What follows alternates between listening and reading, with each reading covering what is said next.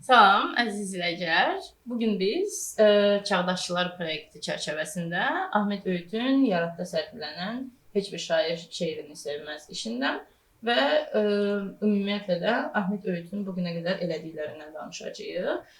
Bizimlə Nəzakət Əzimli, urbanist olacaq. Birinci, Ahmet Öğütün Yaratda sərgilənən işinin qısa bir təsvirini eləyim. Bu iş bir video instalyasiyadır. Orada Şıxovda var olan köhnə buruqlar, hal-hazırda işlək olmayan buruqlar var. Sovetski məhəlləsində çəkilən dağılmış hissələr var və bir dənə də bir bina var. Tam bina deyil, bir mərtəbəli bir evdir.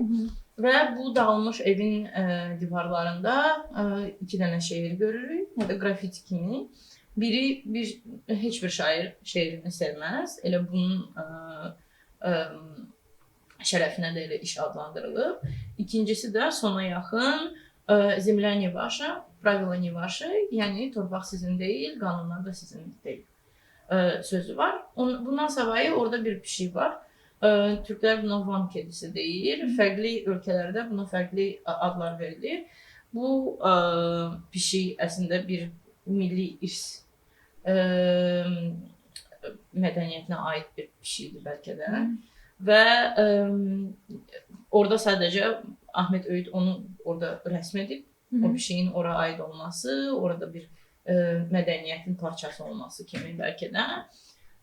Və bundan savayı iki dənə də stüardessa görürük videoda. İlk öncə Şıxov tərəfdə, o stüardessa əlində Tolstoy küçəsi şeyindən, logosu ilə Tolstoy küçəsini axtarırmışcasına. İkincisində də elə Sovetskidə dağılmış hissədə stüardessa öz çamadanı ilə gəlir və yenə əlində Tolstoy küçəsi nişanəsi var. Amma Tolstoy küçəsini axtarır və tapa bilmiş kimi. Ahmet Öğüt öz müsahibəsində bir də qeyd edir ki, bu stüardessalar biraz Sovet geyimindədir. Əslində orada Sovetə olan referans məncə ancaq onların qırmızı geyinməsindədir. Çünki onlar kifayət qədər modern bir geyimə sahibdilər. Amma yenə də o stüardessalar elə bil ki qayıdır və itmiş xatirələri axtarır. İstəyirsən sənin də fikirlərini bu haqda? Sözü bu, sərgi deməli pandemiya dövrünün əvvəlində açılışı olmuşdu və bu elə pandemiya dövrünün sırf başlanğıcına düşdüyü üçün bir neçə sərgilərdən biri idi ki, bu sərgilər məkanda, fiziki məkanda açılışı oldu, ancaq onların heç bir izləyicisi olmadı və bu sərgi ona görə kifayət qədər unikal idi o baxımdan ki, bu sərginin açılışı oldu, amma heç kəs gəlib onu izləmədi. Yəni fiziki olaraq gəlib baxa bilmədi, ancaq onlayn müstəvidə oldu və bu, yəni indi biz buna çox öyrəşmişik artıq pandemiyadan bir müddət keçdiyi üçün. O dövrdə isə hələ təzə-təzə başlayırdı bu ənənə, belə desək, və yaxud da ki pandemiya və hər kəs bunun biraz daha tez bitəcəyini gözləyirdi. Ahmet Öğütün deyəsən öz Instagram səhifəsində ilk öncə bir müsahibəsini görmüşdüm. Bu barədə danışmışdı özü. Və sonra da izlədim bu müsahibəni. Məsəl üçün o müsahibəni izləyəndə bir neçə məqam oldu ki, mənim elə dərhal nəzərimə çarpdı və mənə biraz qəribə gəldi onun bu Sovetskini və Sovetskinin keçmişini və yaxud da ki indiki dəyişimini bu nöqteyi nəzərdən qiymətləndirməsi. Ona görə artıq mənə qəribə gəldi ki, yəni o hansı formatda məsəl üçün öz araşdırmasını edib bura gələndə Sovetskini tanımaq istəyəndə və onun haqqında nəsə eləmək eləyəndə, yəni bu sırf görəsən Sovetskidə gedib gəzmək və oradakı vəziyyətdən biraz xəbərdar olmaqdan mı ibarət idi ki, işin mahiyyətinə baxanda mənə daha çox belə gəldi ki, doğrudan da bu belə idi. Məsəl üçün mənim orada mənə təzadlı gələn məqamlardan biri bu oldu ki, orada Ahmet qeyd eləyir ki, bəs Sovetski şəhər gentrification, yəni gentrifikasiya, Azərbaycan dilində bu sözün qarşılığı soyullaşma ola bilər, amma soyullaşmanın biraz pozitiv mənası, anlamı olduğu üçün Azərbaycan dilində bilmirəm bu nə qədər doğru qarşılaşmadır, amma bəlkə də gentrifikasiyanın nə olduğunu qısaca desək, gentrifikasiya belə bir haldır ki, indiki şəhərlərdə müəyyən qonşuluqlar, bu daha çox belə desək, daha az gəlirli insanların yaşadığı qonşuluqlar tədricən transformasiyaya uğrayırlar. Orada müəyyən layihələr keçirilir. Oralar məsəl üçün ola bilər ki, ora hansısa artist qrupaları köçürlər və onlar orada yaşamağa başlayırlar. Orada müəyyən növ kafelər başlayır açılmağa, məkanlar dəyişir və s. Və bununla birlikdə həmin o qonşuluqda olan həm xidmətlərin qiyməti artır, həm həyat keyfiyyəti çox yuxarı qalxır, həm də ki tədricən artıq orada olan mülk və evlərin də qiyməti yuxarı qalxır və bunun nəticəsində olaraq orada yaşayan daha aşağı gəlirli və daha az imkanları olan sinif artıq oradan dışlanır və başlanır oradan köçürülməyə. Sovetskidə isə baş verən gentrifikasiya deyildi. Sovetskidə baş verən urban gözəlləşdirmə, yəni şəhəri gözəlləşdirmə planının bir nəticəsi idi. Yəni bu Bakı şəhərinin modelləşməsi, Bakının daha qlobal bir şəhərə dönüşməsi və transformasiyası prosesinin sadəcə bir hissəsi idi. Yəni ona görə mənə Əhməd Öyütün bunu gentrifikasiya kimi qələmə verib onun üzərindən öz işini qurması mənə biraz qəribə gəldi.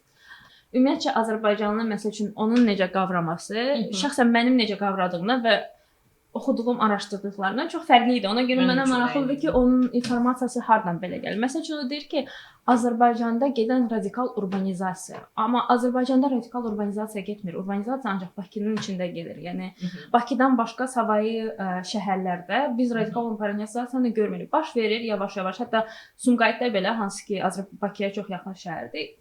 Hələ də bu proses Bakıdan belə 10 dəfə daha az sürətlə baş verir və indi orada məsəl üçün yeni tikililərin sayı daha çox artır, sahil tərəf başlanır tutulmağa filan. Bakıda isə bu proses biraz daha tez başlayıb və əlbəttə ki daha sürətli olub. Ona görə Azərbaycanın urbanizasiyası deyilən bir anlayış yoxdur və bu da yanlış bir təməldir işi qurmaq üçün üzərində. Və səncə radikal urbanizasiyanın özü də nə qədər düz qavramdır burada, nə qədər oturur? Məncə Bakıda baş verən radikal urbanizasiya demək olar. Ümumiyyətcə Bakını belə desək, belə bir termin var, growth machine, yəni böyümə maşını. Yəni ki, çox kəskin şəhərdə şəhər böyüyür. Bu Bakıda zaten baş verib, həm əhali baxımından, həm sahə baxımından, həm tikililər baxımından və bunların hamısı müəyyən dərəcədə İqtisadi səbəbləri çoxdur, yəni kapitalı şəhərə cəlb eləməyin və kapitalın şəhərin üzərində elə bil ki, hökmünün artmasına gətirib çıxardı. Yəni şəhər artıq insanların yox, belə desək, kapitalın əlinə keçir daha çox. Və bu proses əlbəttə Bakıda da baş verir. Biz görürük ki, yəni həm nə qədər tikililərin sayı əsasən də neft illərində, yəni 2007-2014-cü illərdə tikililərin sayı, yəni dəqiq statistika yadımda deyil hal-hazırda, amma yəni çox kəskin sayda artır. Yəni bunu zaten Bakıda olan hər bir insan yəni özü müşahidə edir.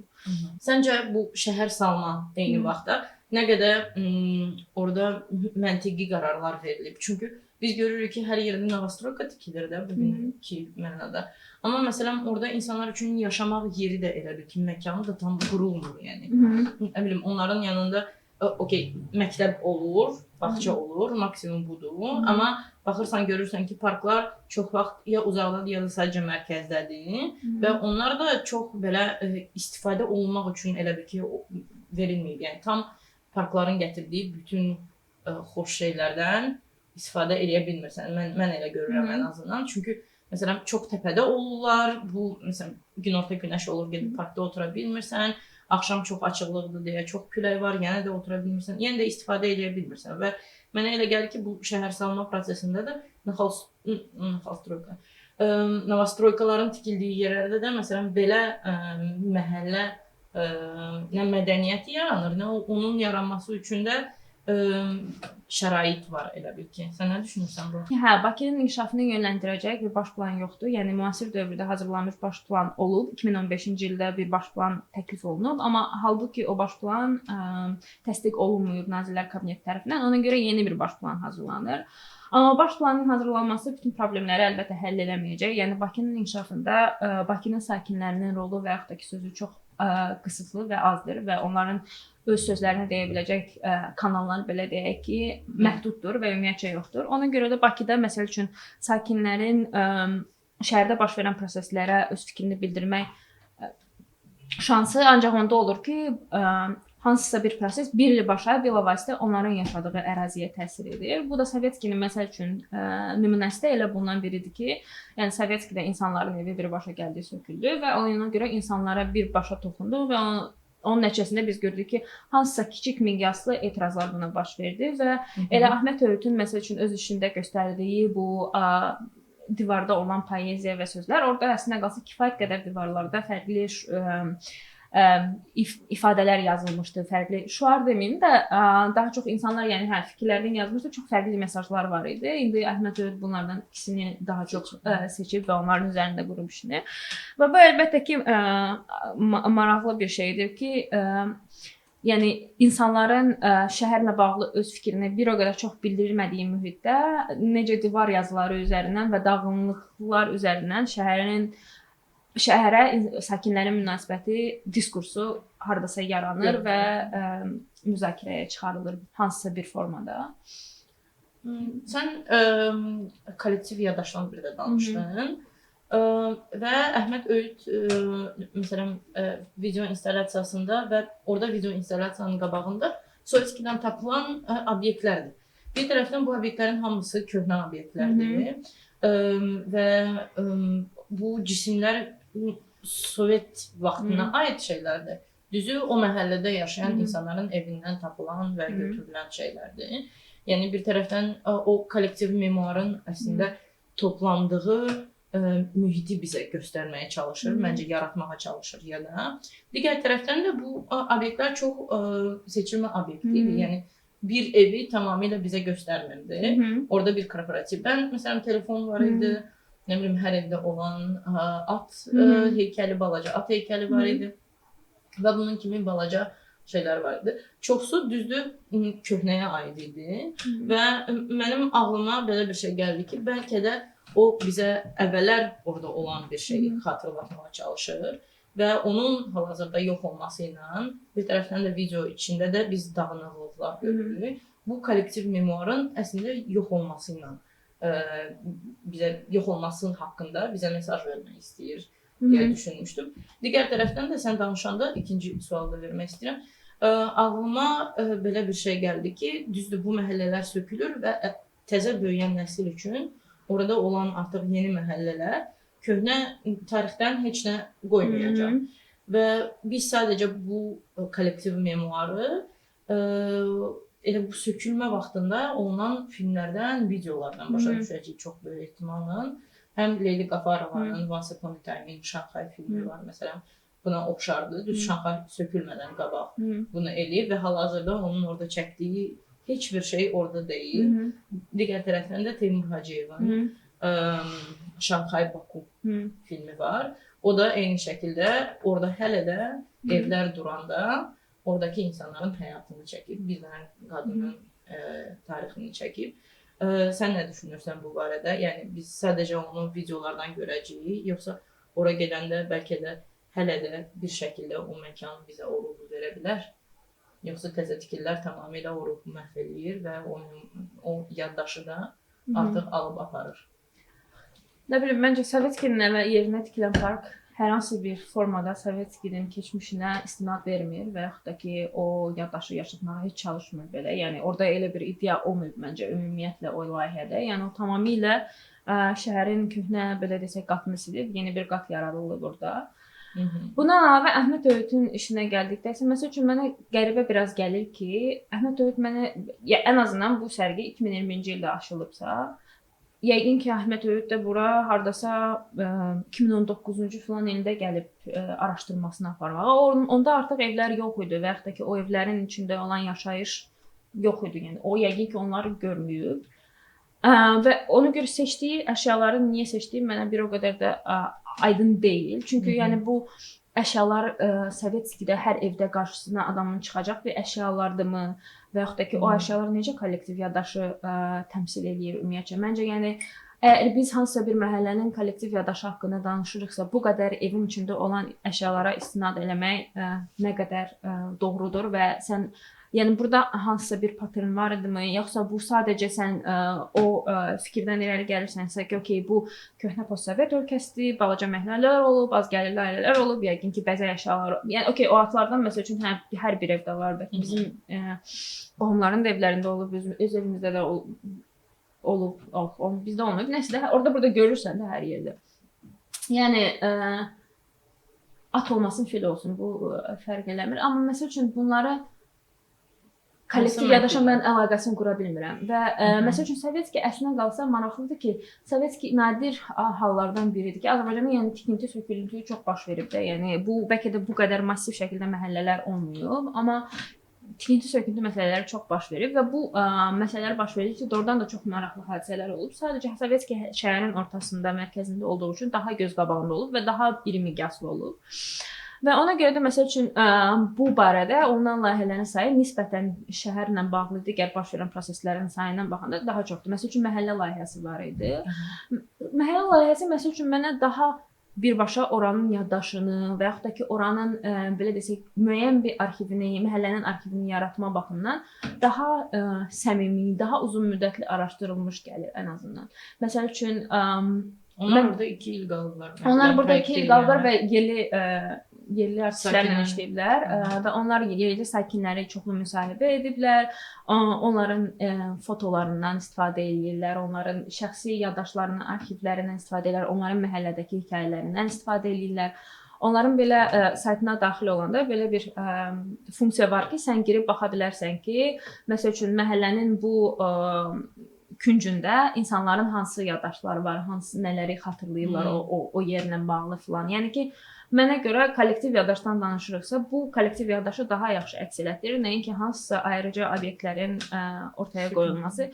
Əlbəttə ki, bunu daha konseptual cəhətdən də baxmaq olar, amma hətta o cəhətdən baxanda belə mən dediyim kimi mənə qəribə gəlir ki, yəni evlər artıq sökülüb, qurtarıb, bu insanlar tamamilə darmadağın olub və əgər sən kənardan gəlirsənsə, bu evləri heç gəzib görməyə bilməmisənsə, necə belə bir metaforadan istifadə edirsən, onu mən anlamıram.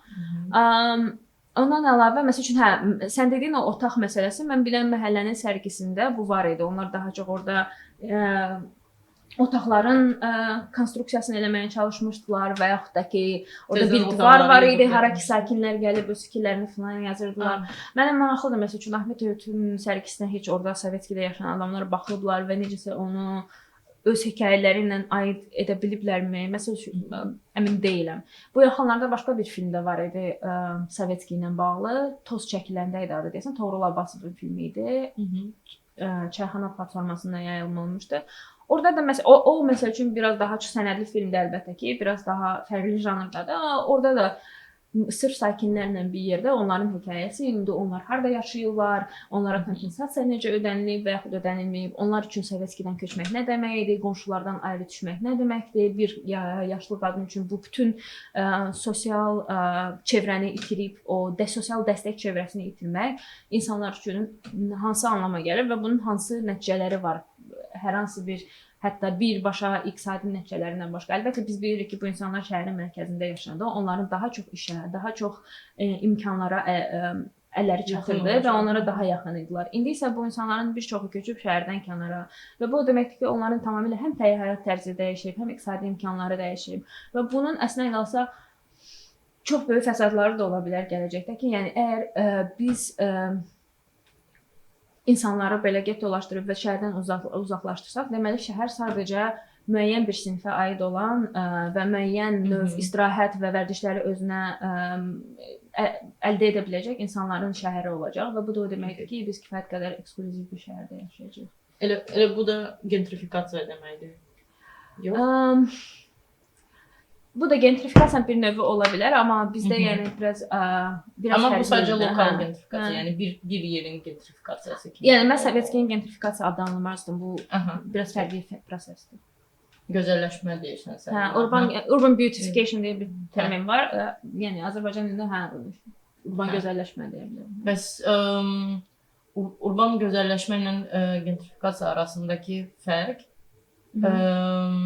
gentrifikasiyanın oraya bir sosial sinif gətirməsi, bir həm də sosial sinifin içində də bir əslində dialoq qurmağa çalışmasıdır. Düz başa düşürəmsə. Amma urban gözəlləşmədə belə bir məqsəd yoxdur əslində və insanlar tamamilə öz daha individuallaşır, daha da öz içlərində qalırlar və artıq məhəllə şey də yoxdur. Mədəniyyəti də oradan yox olub gedir. Düzdürmü? Urban gözəlləşmə məsəl üçün əslində qalsa urban gözəlləşmə özü-özündən sonra gətirib gentrifikasiya çıxarda bilər də məsəl üçün. Tutaq ki, orada indi əvvəl Sovetski kimi bir məhəllə idi. Bu məhəllədə daha az aşağı gəlirli insanlar yaşayırdı. Deməli, onun ətrafında olan evlərin də qiyməti nisbətən daha yəqin ki, aşağı idi. İndi orada böyük bir park salınıb. Bu o deməkdir ki, o parkın ətrafındakı evlərin də qiyməti, mülklərin də qiyməti avtomatik olaraq qalxır. Yəni və nəticədə ora əlbəttə ki, daha yuxarı sinfin nümayəndələri tədricən köçür. Amma gentrifikasiya mənə görə daha, yəni mənə görə deyəndə gentrifikasiya daha tədricən bir proses də ola bilər də. Məsəl üçün burada insanları götürürlər və birdən-birə köçürdürlər başqa yerə və artıq müəyyən bir planlı şəkildə nə isə tikilir. Yəni gentrifikasiya isə daha belə desək azad bazar prinsiplərindən daha uyğun şəkildə baş verir ki, bu tədricən sadəcə kimin pulu çoxdursa, pulu daha az olanı sıxışdırır da belə desin. Amma maraqlı oldu ki, oranı söksələr də, yəni Sovetski sökülsə də, yenə də Nizami tərəfi 5 mərtəbə tərəfi ya da arxası deyil 5 mərtəbənin. Hələ də məsələn o balaca evlər, 1 mərtəbəli gecəqondular tipində evlər orada hələ də durur. Amma sadəcə onları görmədiyimiz qədər. Yəni. Amma görünən hissəsində də sən dediyin kimi yüksək uca binalar var və orası tamamilə artıq dəyişir. Mənə elə ki, ümumiyyətlə bu yəni çox etaplı bir prosesdir. Biz deyirik ki, Bakıda şəhər çox tez dəyişir, amma Bakı həm də böyük şəhərdir. Ona görə hələ də bəzi yerlərdə daha insan miqyaslı, daha kiçik tikililəri görmək olur. Amma yəni bu məncə sadəcə etaplı bir proses olduğundan da mən düşünmürəm ki, bu o deməkdir ki, sadəcə belə bir qərar qəbul olunub ki, hə, buranı gəlin sökək, amma ora qalsın ki, biraz köhnə Bakıdan nəsə qalsın. Məncə yəni bunun arxasındakı məntiq bu deyil.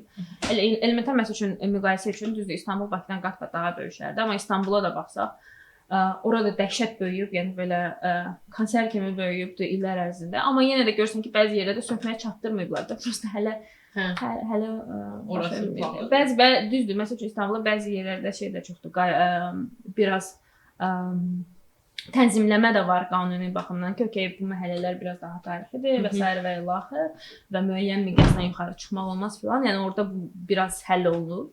Amma yəni Bakıda hələ də bu problem yoxdur. Əhməd deyir ki, Azərbaycan Azərbaycani, Sovet və Türkik identitetlərdən şeydən mədəniyyətindən mən Azərbaycanda Türkik mədəniyyət görmürəm. Yəni bilmirəm kim görüb, amma okey bizdə türkçülük ideyası var, amma o mədəniyyətə elə çox təsir eləmir. Yəni görsənik ki, adam prosta gəlib baxır və çox ya çox səthi olub araşdırması, ya da sadəcə onun görüşdüyü və danışdığı insanlar ona müəyyən bir baxış açısını aşılayıblar və o onun üzərindən gedib, amma belə deyil axı reallıq. Yəni. Və mənə çox qəribə gəlir, çünki Əhməd Öyüdün başqa işlərinə baxanda biz kifayət qədər maraqlı işlər görürük adam. Məsəl üçün Eindhoven'da Vanabbe muzeyi deyə bir muzey var. O muzeylə Əhməd Öyüdün belə bir işi var. Bakuninin barikadası adlanır. Və indi o iş Amsterdamda Stedelijk muzeyində sərgilənir hal-hazırda. Çox maraqlı ideyadır. Məsəl üçün mənim ümumiyyətcə Vanabbe muzeyinin rəsm məsələlərinə və incəsənət işlərinə olan kifayət qədər maraqlı bir münasibəti var. O baxımdan ki, onlar biraz bu Avropalı, qərbli rəssamların və artistlərin işlərini daha fərqli kontekstlərə qoyub və biraz dekolonizasiya eləmək deməyim də, yəni biraz daha bu diskurs yaratmağa çalışırlar. Müxtəlif mövzu ətrafında həm də müxtəlif cəhdlərlə də belə desəm. Mən məsəl üçün o muzeydə son dəfə olanda onlar muzeyi daha belə şərq üslubunda dizayn eləmişdilər muzeyin ətrafını və o muzeyin içində nə bilim Mondrianın işləri və yaxud da ki digər konstruktivistlərin işləri asılmışdı. Amma yəni biz öyrəşdiyimiz Ağ Qaleriya içində yox, biraz daha belə şərq üslubunda düzəldilmiş evin içində asılmışdı bu işlər və artıq səni izləyici olaraq biraz daha işlərə fərqli baxmağı və fərqli kontekstləri, fərqli patternləri filan qavramağa sövq edirdi də bir növ. Hə, yəni çünki biz öyrəşmişik ki, minimalizm bu hər şeyin minimalistik olması deməli daha yaxşı sənət, daha yaxşı yer verəcək. Hə, və ümumiyyətcə yəni bu biraz fərqli mövzudur. Amma yəni mən demək istəyirəm ki, bu muzey bu üzrə işlədiyindən, məsəl üçün Ahmet Öyütün də işində mən görürəm ki, hardasa orada elədiyi işində bu patern var da. Adam yəni Bakuyevin barikadası deyə bir iş eləyib və orada götürüb 1848-ci ildə Bakuyevin olan ideyalarından birindən ilhamlanaraq barikad qurubdu maşınlardan filan, fərqli əşyalardan, köhnə əşyalardan və onun arasına sənət işlərini qoyub, bir neçə sənət işini qoyub və bu həmin muzey ilə kontrakt bağlayanda belə bir şərt qoyub ki, gələcəkdə əgər hər hansı bir sosial hərəkat və yaxud da ki, iqtisadi vəziyyət və sosial vəziyyət çox gərginləşərsə və hansısa sosial hərəkat bu işdən istifadə etmək istəyərsə, onların bu işdən istifadə etmək üçün hüquqi haqqları var. Məsəl üçün mənə görə bu çox maraqlı və innovativ bir şeydir. Kifayət qədər radikaldır, maraqlıdır. Yəni və Ahmetin digər layihələri də həmişə belə olur. Yəni adam çox işləyib sosial layihələrdə də. Demək olar ki, kifayət qədər təcrübəsi var, kifayət qədər maraqlı yanaşması var. Və bəlkə də onun sənətinə və yaxud da elədiyi işlərə mənim əvvəldən marağım və yaxud da ki, kifayət qədər hörmətim bilmirəm nə qədər demək. Yəni ki, işlərini bəyəndiyim və mənə maraqlı gəldiyi üçün burada gördüyü iş ona görə mənə biraz qəribə gəldi ki, doğrudan da bu Ahmet Öyütdür. Biraz gedim baxdım, gördüm ki, bu mənim əvvəl tanıdığım həmin adam, biraz belə şey oldu. Amma məsəl üçün digər bir layihəsi hansı ki, mənim çox xoşuma gəlir, Sakit Universitet deyə bir layihəsi var. Burada isə o daha çox miqrantlar, hansı miqrantlar ki, Avropaya köçüblər fərqli ölkələrdən, Suriyadan və yaxud da ki, digər bir neçə ölkədən köçən insanların, Əfqanistan, Suriya, mühacirət eləmiş insanları, onların məsəl üçün, əgər orada onlar öz sahəsi üzrə işləmək istəyirlərsə, onlar müəyyən sertifikasiya prosesindən keçməlidirlər və müəyyən bir bürokratik proses var və o prosesin qarşısını o prosesi daha tezləşdirmək üçün və insanların öz işləri ilə məşğul olmasını bir növ təşviq etmək üçün və ona şərait yaratmaq üçün Ahmet Öyüt bu Səssiz Universitet layihəsini başlayır və orada artıq o insanlar öz sahələri üzrə dərs deməyə başlayırlar tələbələrə və bu universitet bir neçə şəhərində, Avropanın bir neçə şəhərində başlayır və fəaliyyət göstərir və mənə çox maraqlıdır ki, o layihədə, məsəl üçün, İncəsənət institutlarının yaratdığı qrantlardan və yaxud da ki, maliyyədən istifadə edərək tamamilə sosial bir layihə eləyir. Sadəcə bunu sonra qalereyaya gətirmək yolunu da tapır. Yəni sadəcə bir şəriki formasında bunu qalereyaya geri gətirir və beləliklə sosial iş və incəsənət arasında çox qəşəng bir maraqlı bağ qurur və bu iş əslində qalsa Ahmet Öyütə kifayət qədər həm də məşğulluq da gətirir. Sən məqaləndə bir də İlkin Hüseynovun müvəqqəti narahatçılığa görə üzr istəyirik foto layihəsindən danışırsan. Orada ilkin tikilməkdə olan yerlərin əslində üstünə yapışdırılan plakatlar, onları çəkib başa düşdüyümə görə. Çünki görürük ki, plakatlar biraz zədələnib və o da maraqlıdır əslində. Çünki biz gözəl görüntünü, bir tərəfdən gözəl görüntü ilə qaplamaq istəyirik o tikintini. Amma o gözəl görüntü də zədələnir və tikintinin an və an həyatımızda olması və məncə bu bir tərəfdən də bizim də, yəni qayıdaraq bu mədəniyyət söhbətinə, bizim də mədəni olaraq dəyişməmizə, zədələnməyimizə, yeni bir mədəniyyət, məhəllə mədəniyyətini deyə də urban mədəniyyəti qəbullanmağımıza gətirib çıxardır. İlkin mənə elə gəlir ki, ümumiyyətcə o foto layihə ilə kifayət qədər maraqlı anı tutub Bakının inkişafında. Məsəl üçün, mən dediyim kimi o 2007-2014 tikintilərin çox boom elədiyi bir vaxt idi və çox sürətlə baş verdiyi və sən baxırdın ki, hardasa təzə məsəl üçün kotlovan qazılıb və təzə bina başlanır tikilməyə və birdən görürdün ki, 3-5 aya qutarıb da bina təzə oradadır. Yəni çox tez dəyişirdi. Amma bir nöqtə oldu ki, artıq bu neftin qiyməti düşəndən sonra və iqtisadi böhranın vaxtı bu tikintilərin bir çoxu dayanıldı. Burada çoxlu həm sakinlərin narazıçılıqları oldu, həm də ümumiyyətlə dayanıqlı, yəni ki, bu tikinti prosesi sən dediyin kimi o qədər də gözəl görsənmir. Yəni kifayət qədər eybəcərdir tikinti yeri, amma Bunu əlbəttə ki, hər bir şəhərdə olduğu kimi Bakıda da ətrafına müəyyən plakatlar çəkilirdi. Amma mənə məsəl üçün maraqlı gələn budur ki, ilkinin elədiyi bu antologiya mı deyim və yaxud da ki, yığdığı bu kolleksiya bunu göstərir ki, orada həmişə Bakının şəkillərini görürük biz. Yəni ümumi şəhərin şəkilləri belə daha işıqlı, daha modern, daha Bakıda olan yeni tikililərində məsəl üçün ya bulvar olurdu, ya məsəl üçün o Hilton otelinin yanındadır ki, birinin qabağındaydı, ya bu Flame Towers, alov qüllələri və s. də. Yəni bu Bakıya yeni sinema qazandırmağa çalışan tikililəri görürük. Amma tutaq ki, Londonda və yaxud da Böyük Britaniyada və bir çox başqa şəhərdə mən gördüyüm bu idi ki, və Londonu nəyə görə deyirəm? Çünki orada da bir belə desək, bloger tikililərin fasadlarına yapışdırılan şəkilləri araşdırırdı və onun bir bloqu var və orada o bütün şəkilləri, plakatları çəkib həmişə paylaşır. Orada isə fərqli budur ki, orada daha çox renderlər olur. Orada məhz binaların özlərinin renderləri, binalar gələcəkdə necə göstəriləcək, orada yaşayan xoşbəxt, daha çox ağ və əlbəttə ki, müəyyən bir sinifə aid olan insanların fotoları və s. də. Yəni orada sırf transformasiya prosesi müəyyən bir binanın və yaxud da ki, müəyyən bir yerin transformasiyasına gedir və sən o yerin fotolarını, o yerin gələcəyini görürsən. Biz isə ilkinin o yığdığı kitabda görürük ki, bu ətrafda olan şəkillər və tikilməkdə olan binalar hamısı müəyyən bir Bakı ideyasını təmsil eləmək və onu abartmağa daha çox yönəlir və mənə görə bu çox maraqlı bir düzdür. Əslində maraqlıdır ki, sən deyəndə də yadıma gəldi şəkillər. Onlar daha çox sahil kənarı ya da biraz daha açıq məkanlar, daha yəni tikilən binaları heç görmürük əslində. Yəni uca novostroykalar, yanbayan və tamamilə Bakının əslində o görülməyən, artıq görə bilməyəcəyimiz bu tikililərə görə görə bilməyəcəyimiz görüntüsünü göstərir. Ki bir növ deyir ki, bunu axırıncı dəfə baxın. Bir də görməyəcəksiniz. Sonra artıq bunu görə bilməyəcəksiniz. Sonra sadəcə o yerlərə ən yaxın yerdə duranda o yerləri təsəvvür edə bilərsiniz. Amma bu da çox maraqlı ritorikadır məncə.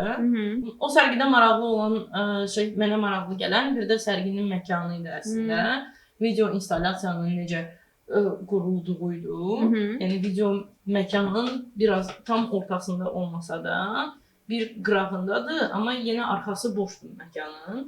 Və sən ora gələndə çox qəribə idi mənə. Çünki mən məsələn daha çox o video ilə birlikdə daha bir qapalı yerdə olmalı. Bəlkə də o videonun mənə daha çox təsir bağışlayardı. Daha fərqli emosional şeylər keçirdərdim. İtmişlik, axtarış içində olardım. Amma kurasiyanın fərqli olmalarını istəyərdim. Yəqin. Amma bu şeyləri keçirmədim mən. Yəni bu emosiyaları keçirmədim. Gördüyüm şeylər var idi və əlbəttə mən də Bakıda böyümüşəm. Ona görə xatirələr mənə nəsə bir xatirə verdi o sökülən yerlər haqqında. Amma mən emosional olaraq özümü o qədər də təsirlənmiş olaraq hiss eləmədim. Bəlkə də mənim Sovetskidə böyümməməyimlə əlaqəlidir. Bu da sual altındadır və əlbəttə Sovetskidə yaşayan, bir zamanlar yaşayan insanlar onu görsəydi nə hiss edərdi? Sən də dediyin kimi bu da çox maraqlı bir əslində şey ola bilərdi. Sosial eksperiment. Hətta sən danışanda mən düşündüm ki, bunu elə Sovetskinin qalıqları tərəfində əslində bu video installyasiyanı eləsən, onlara necə bir təəssürat yaradar? Məsələn, mənə bu maraqlıdır.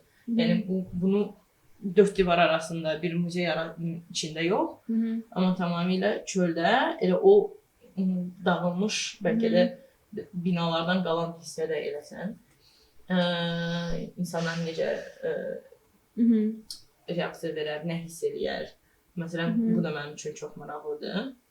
Yəni mənə gəlir ki, burada məsələ maraqlı olaraq bu baxımdan məhəllənin üzərində, məhəllə layihəsinin üzərində işləyən adamlardan eşitmək. Çünki onlar birbaşa insanlarla çox işləyiblər və onların müəyyən mənə nə gəlir ki, travmalar və yaxud da ki, yaşanılmış proseslər hələ də çox təzədir. Ona görə mən əmin deyiləm hansı işi o insanlara aparıb göstərib biraz daha bu diskursu bu formada yaratmağın, yəni mənası, məqsədi və nəticəsi nə ola bilərdi də. Yəni bu insanlar zaten buradan köçürülüblər. Zaten bir dağılmış gündəlik həyat və ümumiyyətcə həyat tərzləri və sosial Hər şey çevrələri var və iqtisadi və s.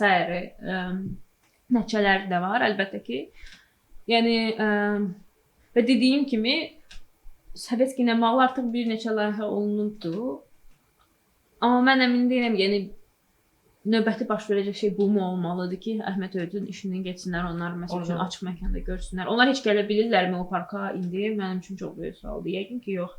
Yəni vərdişlərin saxlanılıb-saxlanılmaması mənim istinad nöqtəm olaraq sadəcə bir məsəl üçün nümunəni bilirəm ki, Türkiyədə, böyük şəhərlərdə, Ankara, İzmir, İstanbul baş verən gecəqonduların dağıdılması və oralara yeni tikililərin inşa olunması prosesi var idi və əlbəttə orada da bu məhəllələrin, icmaların, sosial bağların dağılması kifayət qədər aktual mövzulardan biri idi. Əlbəttə ki, orada baş verən buna qarşı etiraz, aktivizm biraz tamam başqa müstəvidə idi. Zaten gecəqondular kifayət qədər səsləşmiş yerlər idi. Yəni bilmirəm, bəlkə sən özün də İstanbulda yaşadığından xəbərdar olursan, orada var idi. Bəzi solçu, daha gecəqondular var idi, kifayət qədər sağçı və dini konservativ, alevliləri yaşadığı, yəni orada çoxlu siyasi və proseslər zaten baş verirdi. Amma bundan əlavə bir məhəllə ruhu və yaxud da ki, insanların arasında bir bağ, dayanışma və s. var idi. Onun detallarına girmədən sadəcə onu demək istəyirəm ki, yəni bu insanlar köçürüləndən sonra həyatları necə olur? Əlbəttə ki, bu həmişə belə olmur. Bəzi insanlar çox, heç zaten o köçürdükləri binalarda qala bilmirlər, çünki onlara hipotekanı ödeyə bilmirlər və s. və vaxtı. Amma köçürülən qruplardan biri Ankarada bunu orada olan professor Tahirə Ərman araşdırır və bu barədə bir kitab yazır. Mış gibi site adlanır bu kitab. Yəni mış gibi bilmirəm, Azərbaycan gözəl elə bil ki, qəşəng kimi, elə bil ki. Yox, mış belə yəni şirin də, qəşəng. Yəni elə bil ki, qəşəng site kimi tərcümə eləmək olar yəqin ki.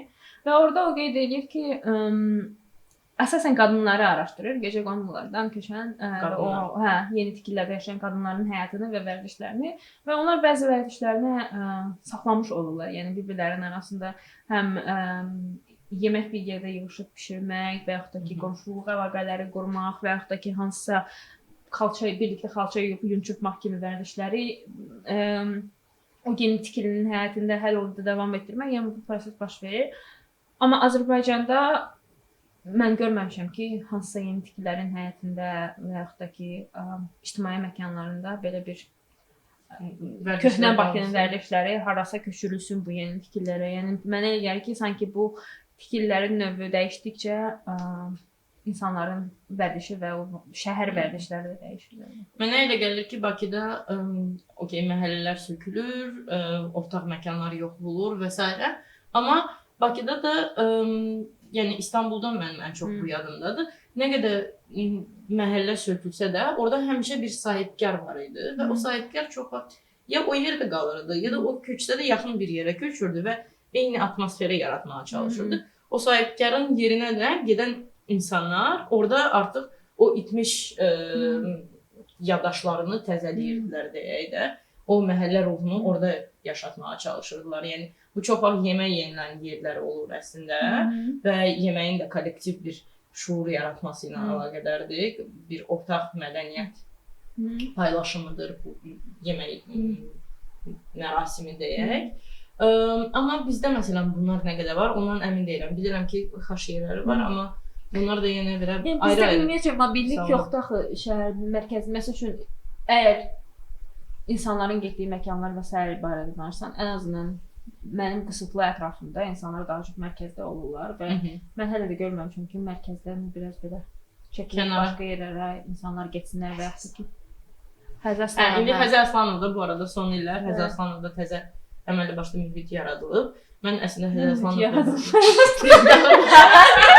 bilmirəm, mənə elə gəlir ki, mən əslində Həzə Aslanovda böyümüşəm və çox maraqlıdır ki, Həzə Aslanova artıq necə 15 ildən çoxdur getmirdim. Yəni oraya heç vaxt yolum düşmüyor.